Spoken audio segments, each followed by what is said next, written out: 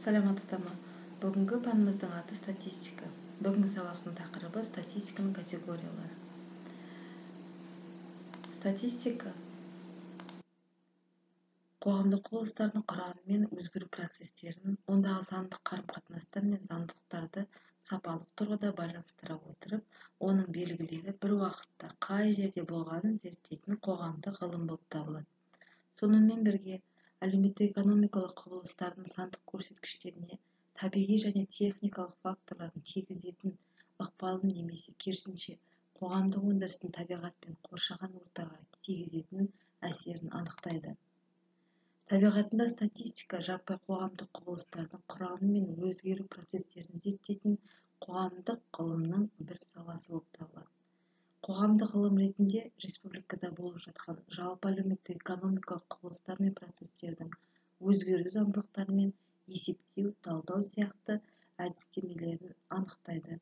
Сонун менен бирге статистика әлеуметтик-экономикалык кубулуштар менен процесстер тууралуу жаппай маалиметтерди жыйноо, топтоо, талдоо адистерин үйрөтүүдө және бул тәсилдерди башка гылымдарда колдонот.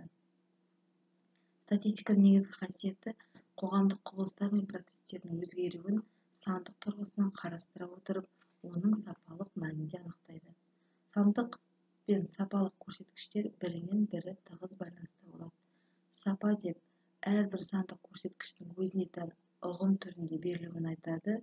Демек, сандык көрсөткүчтөрдү айтсак, онда онун сапасын бирге көрсөткөнүбүз немесе керисинче сапасын көрсөтүп отуруп, онун сандык маанин аныктаганыбыз.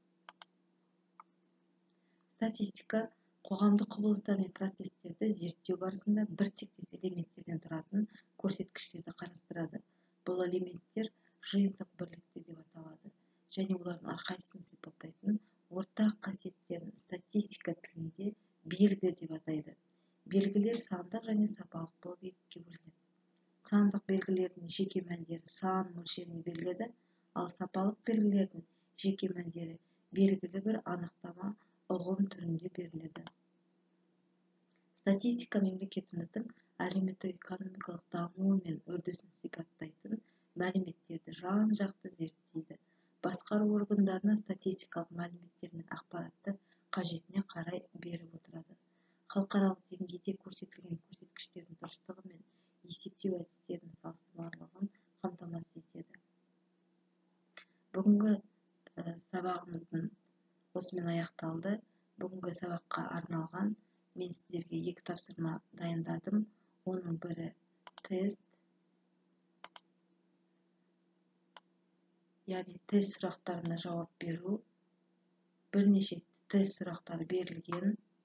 Осы тест сурактарын сиздер орундап, варианттарын белгилеп, Classroom багдарламасына жибересиздер. Келесі тапсырма сәйкестикти табуу. Яғни бул жерде 2 багана берилген. Бир баганада сөздү жаңағы такырыпка байланыштуу сөздөр жазылса, экинчи баганада сол сөздөрдүн сөйлемдин жабабы берилген. Яғни сиздер осы сөздөрдүн сәйкестигин табып, жабабын жазып, Classroom багдарламасына жибересиздер, платформасына жибересиздер. Мен сиздердин жауаптарыңызды текшерип, багаларыңызды коямын. Бүгүнкү сабагыбыз осу менен аякталды. Сау саламатта болуңуздар.